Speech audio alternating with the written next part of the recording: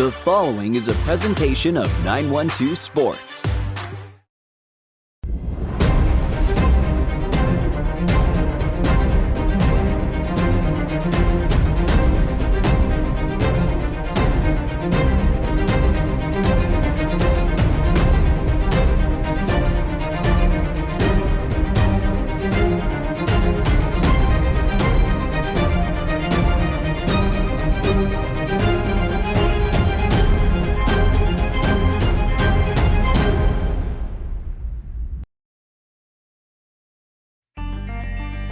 Welcome to On Air with 912 Sports, your number one source for high school sports. With Sean Smoke and Kevin Price. On Air with 912 Sports is brought to you by Coastal Pines Technical College. Go Coastal. Prime South Bank. Find your prime.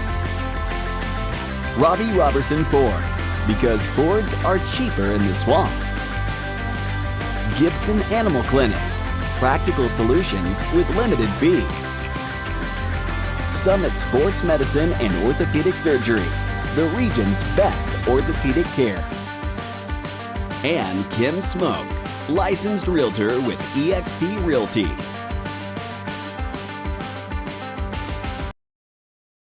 It makes sense Prime South Bank would have a great mobile app. Nobody is as mobile as our customers. For a century, they've chased dreams, followed their hearts, took the road less taken, made a new path, taken leaps of faith. At Prime South, offering the latest digital banking, secure pay apps, and new online lending is part of a mobile tradition that goes way back. Life is mobile. So is Prime South. Find your Prime. Member FDIC. High schoolers, did you know that you can get a head start on your college career and save money at the same time through dual enrollment at Coastal Pines Technical College?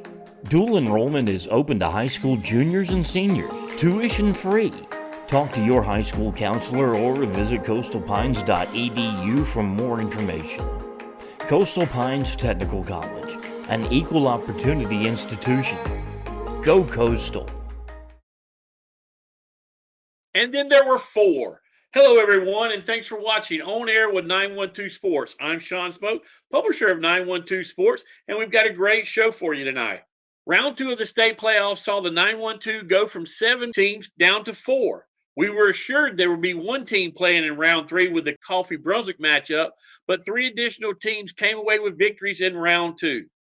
On this week's In Case You Missed It, we'll take a look back at which regions proved to be the best here in the 912 in 2024, and also we'll look at some attractive potential matchups in Round 4.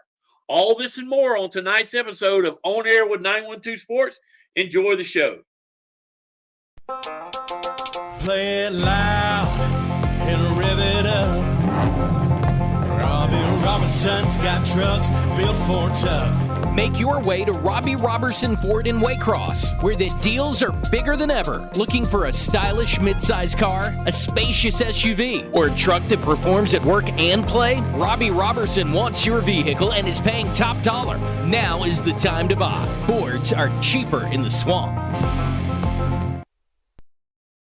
At Summit Sports Medicine and Orthopedic Surgery, you don't have to be an athlete to get the region's best orthopedic care. Our board-certified orthopedic surgeons and physicians treat injuries and conditions that affect just about any joint or bone in your body. Plus, we're backed by the support of Southeast Georgia Health System. From fracture repair to joint replacement, Summit Sports Medicine and Orthopedic Surgery will get you moving again. Call 1-855-ASK-SGHS. That's 1-855-275-7447 or visit sghs.org/summit. Hello, everyone. I'm Sean Smoke, and this is In Case You Missed It. The 912 Sports coverage area started round number 2 with 7 teams, and now we're down to 4. Brunswick, Jeff Davis, and Ware all lost in round number 2. That leaves the Appleton County Pirates, the Clinch County Panthers, the Coffee High Trojans, and the Pierce County Bears carrying the 912 flag into round number 3. At the beginning of 2024, there was a lot of talk about which was a tougher region. Region 1-4A with 6 state titles since 2021, or Region 2 5A with two current state champions. The results are in, and the clear winner is Region 2 5A, with all four teams still playing in the third round. Region 1 4A only has Benedictine left playing, while Region 2 5A still has Coffee, Houston, Lee, and Thomas County Central all still alive.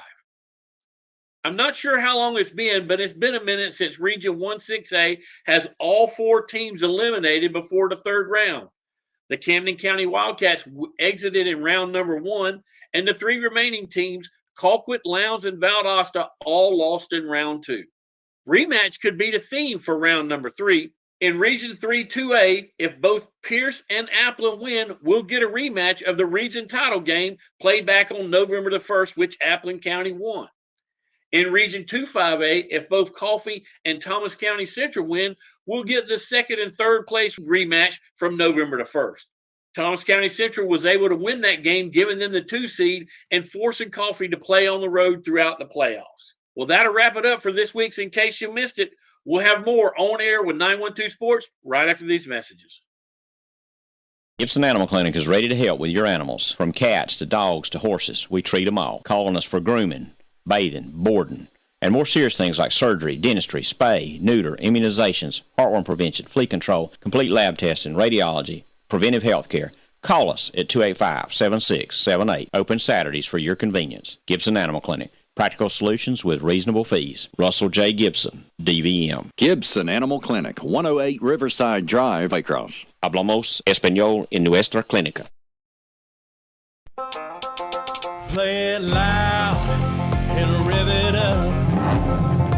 Robbie Robinson's got trucks built for tough. Make your way to Robbie Robertson Ford in Waycross, where the deals are bigger than ever. Looking for a stylish midsize car, a spacious SUV, or a truck that performs at work and play? Robbie Robertson wants your vehicle and is paying top dollar. Now is the time to buy. Fords are cheaper in the swamp.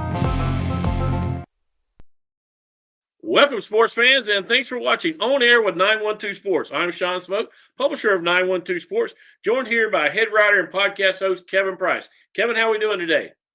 Good, Sean. Good to be here talking high school football. We go another round into the postseason here, and Thanksgiving week, quarterfinal round, some juicy matchups around the state and all the classifications. Obviously, our field has been narrowed down a little bit here in our 912 coverage area, but we still have some of our heavyweights out there, some teams that we might would have guessed would be here at this point back at our preseason media days. So, here we go. Let's dive right in. Some good-looking games, some good matchups to get into this week. Yeah, we're going to do this a little bit different, Kevin. We started last week with 7 teams still left in the playoffs. 3 teams bowed out by getting beat this past Friday night. We've got 4 teams that are going to continue on. So this first segment, we're going to talk about the 3 lost teams that are 3 teams that lost that bowed out of the playoffs. The first game we're going to talk about, Kevin, was the big marquee matchup between the Coffee County Trojans and the Brunswick High Pirates. I, for one, am not surprised that Coffee won that game. I am, however, surprised at the way they won that game and by the point spread that they did. You had the opportunity to see that game in person there on the call as a PA between the bricks. But let's go back, Kevin, and kind of get your feeling on what you saw Friday night between those two.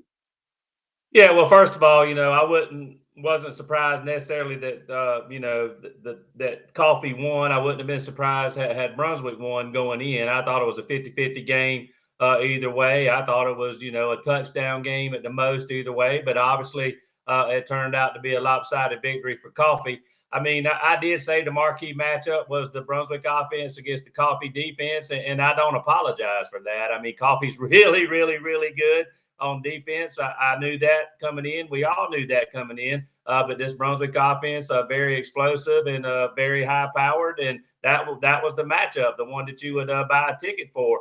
That's not to dismiss the 2 units on the other side of the football, Coffee's offense and Brunswick's defense. But as it turned out, Sean, I mean, Coffee won this ball game, in my opinion, and I think in a lot of people's opinion, in the trenches. They were just stronger, more physical up front. Their defense, obviously, with those great linebackers and a pretty good secondary, but their defensive front really knocked Brunswick back, controlled the line of scrimmage, and made it tough for the Pirates to run the football consistently all night. They harassed the Brunswick quarterback, Grant Moore, who's had a good season throwing the football, so he was not able to get back there and settle in and throw the ball all over the place. And, of course, Brunswick was just behind the 8-ball all night long. They hurt themselves with some penalties, too, that put themselves behind the chains. And when you're behind the chains and behind on the scoreboard and running out of time, that just played right into Coffey's hands, an aggressive defense that could pin their ears back and come after you. So they were able to dictate the game on that side of the ball all night long. Brunswick had some chances in the first half they didn't capitalize on. They were down at the half 21-7. Coffee comes out and scores bam, bam in the third quarter, taking the ball, the kickoff and going in for a touchdown and getting good field position after a punt and taking it in for a touchdown. And that was pretty much the ball game. But seriously, Coffee's offensive line really dominated the football game. They knocked BHS back, had the Brunswick defense on its heels the whole night, and ran for over 450 yards in that ball game. Tyrese Woodgett was a workhorse with over 200 yards rushing himself, 5 rushing touchdowns, I think 6 total when you count the kick return that he had. So a big night for him. So this so-called overmatched Coffee offense, I never said that, but they were pretty good, and obviously they're healthy now. Coach Coe admitted that they were getting back into the swing of things with some healthy offensive personnel, and it showed. They're really good on both sides of the football, and Coffee has a chance to win again, which we'll talk about this coming up in the segment too. Yeah, good luck to Sequoia when the Trojans show up on Friday night there. But we'll get into that game in the second part here. The next game up that we're going to talk about, some Ware County Gators traveled up to North Oconee up there in Bogart, Georgia. The Gators fall 35-6. And Kevin, I don't believe I've ever witnessed a football game that I saw. I guess the whole dynamic of the football game happened in the first 2 drives, and I'll kind of go into detail about that. On the first drive, where kicks off to North Oconee. North Oconee completed a 3rd down and 12, a 3rd down and 17, and a 3rd down and 9, and also like a 4th down and 7 or 8 or whatever it was, all on the first drive, to go in and score a touchdown. So Ware had ample opportunities to get off of the field, get the ball back, and maybe punch it in and take an early lead. But for whatever reason, they just could not get off the field defensively. You flip over to the second series of that game, Ware gets the ball. They come right down the field. They get stuck in a 4th down situation. I think it's 4th and 4 or 5 or whatever. They have a receiver breaking free across the middle, and the quarterback just basically missed the throw. I mean, he threw the ball behind him, doesn't make the catch, so the ball goes over on downs. Next thing you know, North Oconee's up 14-0. But North Oconee's a very, very talented football team. The Faulkner kid's just as good as advertised. I mean, he not only can he beat you with his arm, but he can beat you with his legs. The 2 receivers, both 5 and 12 up there, are very, very good. Redan is a kid that's going to Georgia, runs like a 10-3, 100-yard meter, run. So very, very fast. And this kid did everything. He played receiver. He returned kicks. He returned punts. He played DB and made an impact at every position that he played all night long. So Georgia's getting a good one there. I think North Oconee has the stuff to make a deep run. We'll see how it goes. But the season, comes to an end for the Gators. And it just really wasn't. It was a season that it kind of seemed for the Gators to just, they couldn't get out of their own way a lot of times. Wound up finishing 6-6. On the season. So we'll see what they can do in 2025. But again, a valiant effort on the Gators. It never was an effort part. The kids played hard all night long. But just like I said, defensively could not get off the field and could not stop that Oconee offense. And they go down to defeat 35-6. So, yeah, I mean, we knew they were a good football team with a high-powered offense that could score and a defense that could win a low-scoring ball game. And turns out, like you say, they took charge of that ball game in the first half and then ran away with it from there. Yeah. It was, like I said, it was pretty much over at halftime, running clock in the 4th quarter. So North Oconee, really controlled the game from the first drive. So next game up that we're going to talk about, the Jeff Davis Yellow Jackets. Kevin, take the long ride up to Fannin County, up to Blue Ridge, Georgia, and played admirably. They come away losers 28-21, but Jeff Davis was in this game, Kevin, all night long. Started off, I think they had a 14-0 lead in this game early. Went to halftime with a 14-7 lead. Led 21-14. At halftime. Was in the game. Fannin came out, scores 2 touchdowns in the second half. I think 1 in the third quarter, 1 in the fourth quarter with like 11 minutes to go. And Jeff Davis just couldn't get it, couldn't get it back in the end zone. So they come away, a 7-point loser, but a really, really good showing for Coach Lance Helton and the Jeff Davis Yellow Jackets to make that long ride and to stay in that game against the number 1 seed, no doubt.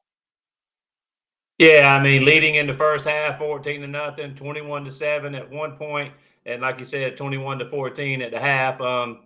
Fannin come out and played a better second half. I think tied that ball game up going into the fourth quarter. I think Jeff Davis missed a field goal very early in the fourth quarter, maybe in the first minute of the final period there, and then like you said, Fannin scored, what turned out to be the winning touchdown not too long after that, and Jeff Davis never could get the ball game tied up. But yeah. They got hot toward the end of the year, had a good, strong finish, had a chance, obviously, to win this game after winning in the first round, and nothing to hang their hats about. Had a good, fine season there in Hazelhurst.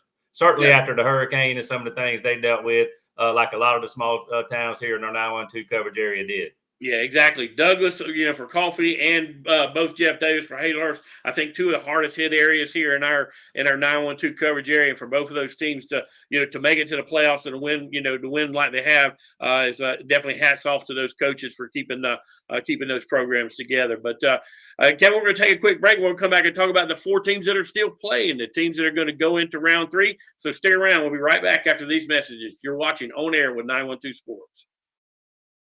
At Summit Sports Medicine and Orthopedic Surgery, you don't have to be an athlete to get the region's best orthopedic care. Our board-certified orthopedic surgeons and physicians treat injuries and conditions that affect just about any joint or bone in your body. Plus, we're backed by the support of Southeast Georgia Health System. From fracture repair to joint replacement, Summit Sports Medicine and Orthopedic Surgery will get you moving again. Call 1-855-ASK-SGHS. That's 1-855-275-7447 or visit sghs.org/summit.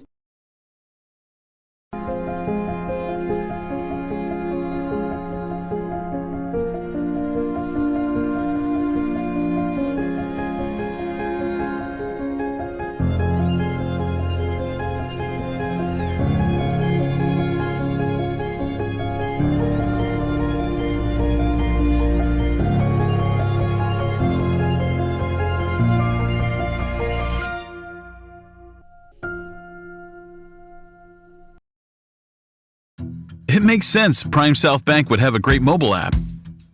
Nobody is as mobile as our customers.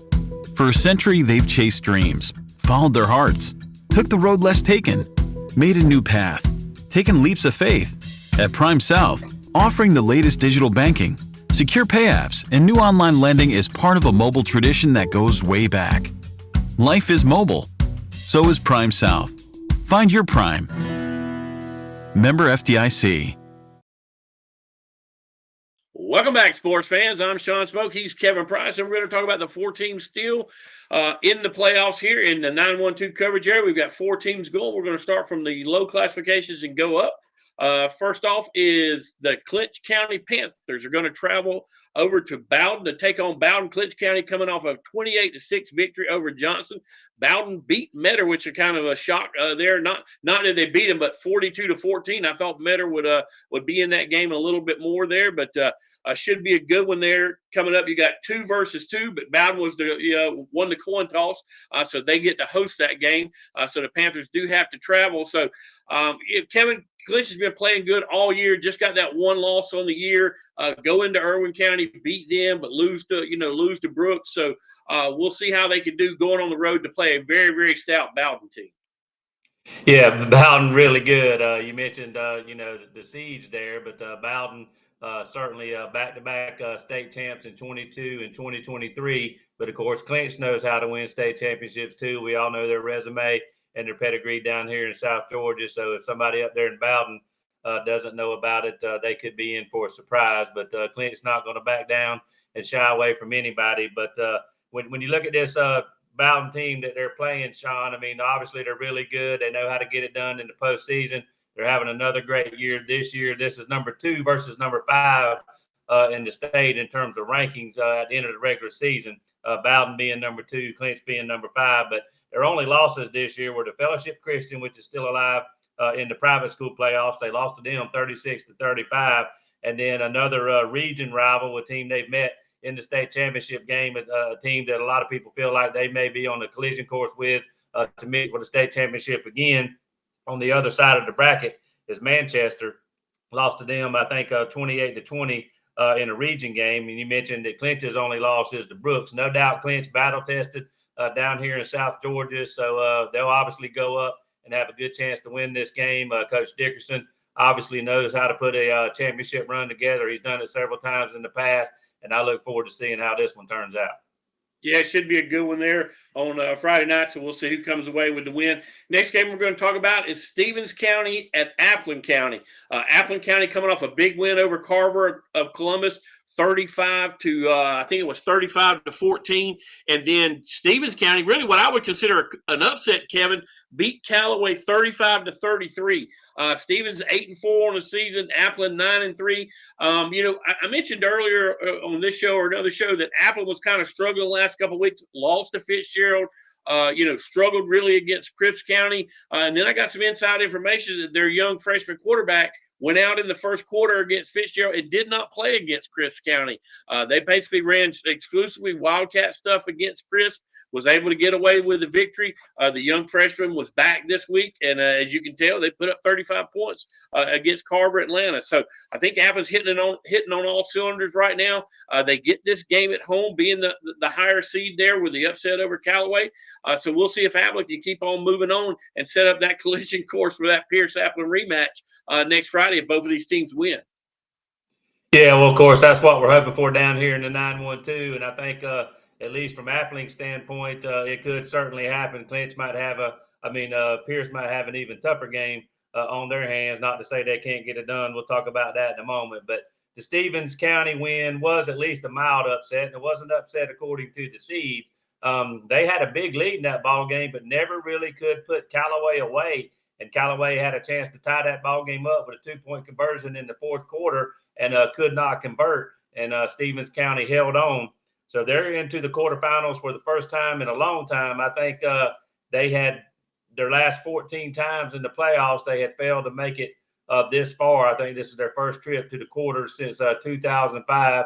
Obviously, this is the old hat for Appling County. It was good to see them put that complete game together. You mentioned the quarterback situation. So hopefully they're back on pace now, ready to rock and roll again. And because of that upset in seeds, we talked about them losing to Fitzgerald, Sean, and how that might cost them a home game later on. This is that stage where that would have happened. I think they would have been on the road against Callaway. So now they are back at home against Stevens. And if they were to win and Pierce were to win, they would be back at home again next week, thanks to that victory in the region championship game there down here in South Georgia. But I do look for Appling to win this ball game. I think they are the better team on paper. When you look at Stevens County's record this season, go back and look at their wins and losses. Their losses are by some fairly lopsided scores to some other pretty good playoff teams as well. So if that's any indication, I think Appling has the upper hand in this game, especially at home. Yeah, and I think Appling's been in the wars. They played Ware County, they played Pierce County, they played that big team out of Florida. So they're no stranger to tough competition, and I think that's going to pay off here late in the in these playoff rounds. So, but we'll see if the Pirates can get it done and move on. The next game up is the Pierce County Bears are going to travel over to Carver Columbus. Carver Columbus beat Ringgold 35-14, and congratulations to the Pierce County Bears. They broke the curse, Kevin. They were actually able to go on the road, win a road playoff game at somebody else's house. They defeated Columbia 31-24 in a game which was called, I think I made the comment that they had to play two different uniforms whenever they played that game Friday night. I wasn't there, but by all accounts, it was definitely a tough game, not only on the field, but also with the referees. So we'll see if they get a little bit better crew over there in Columbus this past Friday night. But Pierce is going to have their hands full. This is a very, very talented Carver Columbus team. Like I said, we'll see if they can go on the road and get their second victory, Kevin, there Friday night. Yeah, this will be the first meeting I think ever between these two teams, and obviously both are used to making deep runs. I think this is going to be Carver Columbus's fifth straight trip to the quarterfinals. We all know Pierce is used to making it pretty deep with a couple of runs to the state championship here in recent years. Pierce was the preseason number one in this classification and stayed number one for most of the year, but Carver Columbus, the current number one team, in the rankings at the end of the regular season for whatever that's worth. But they got a couple of 1,000-yard rushers in that Carver Columbus backfield.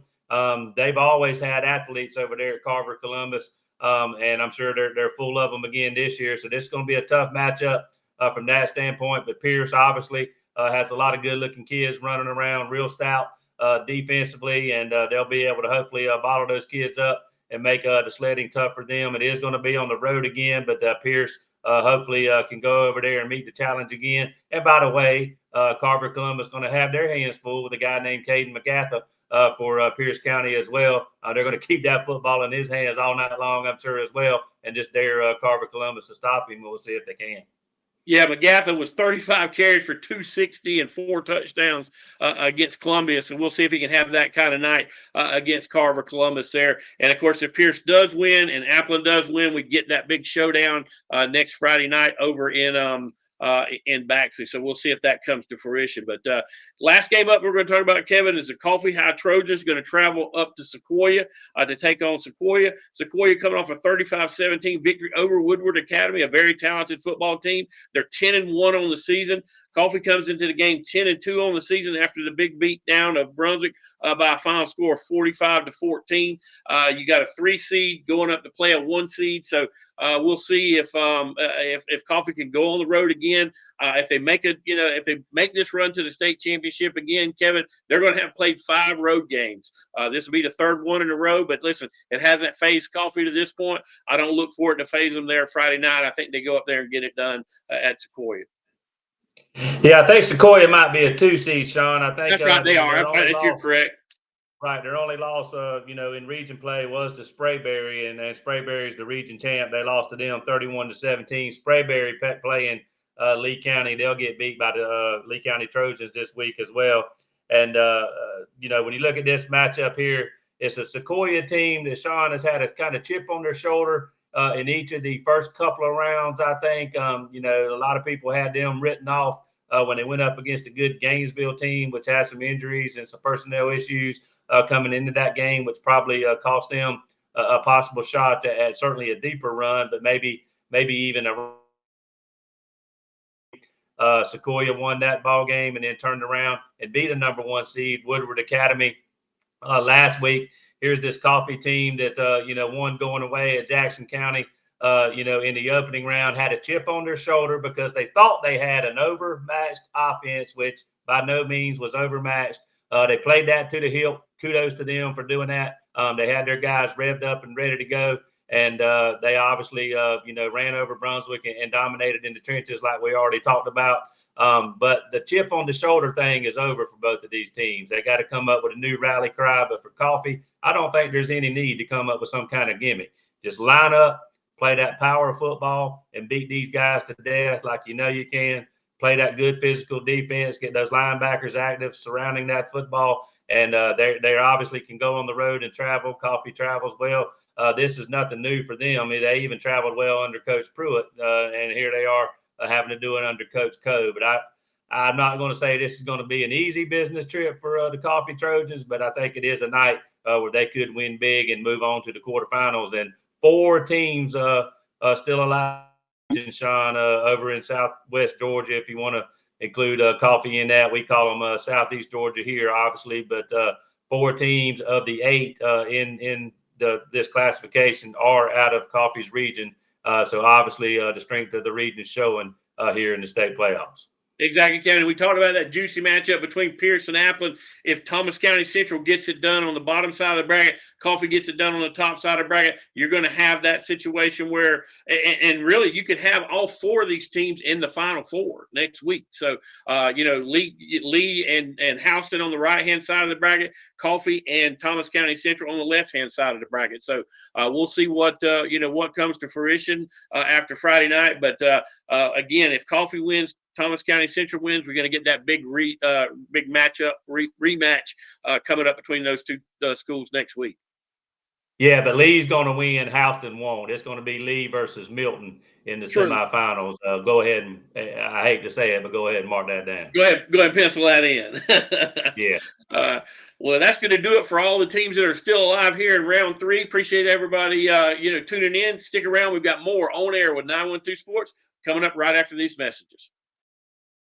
High schoolers, did you know that you can get a head start on your college career and save money at the same time through dual enrollment at Coastal Pines Technical College? Dual enrollment is open to high school juniors and seniors, tuition free. Talk to your high school counselor or visit coastalpines.edu for more information. Coastal Pines Technical College, an equal opportunity institution. Go Coastal! Gibson Animal Clinic is ready to help with your animals. From cats to dogs to horses, we treat them all. Calling us for grooming, bathing, boarding, and more serious things like surgery, dentistry, spay, neuter, immunizations, heartworm prevention, flea control, complete lab testing, radiology, preventive health care. Call us at 285-7678. Open Saturdays for your convenience. Gibson Animal Clinic. Practical solutions with reasonable fees. Russell J. Gibson, DVM. Gibson Animal Clinic, 108 Riverside Drive, Waycross. Hablamos español en nuestra clínica.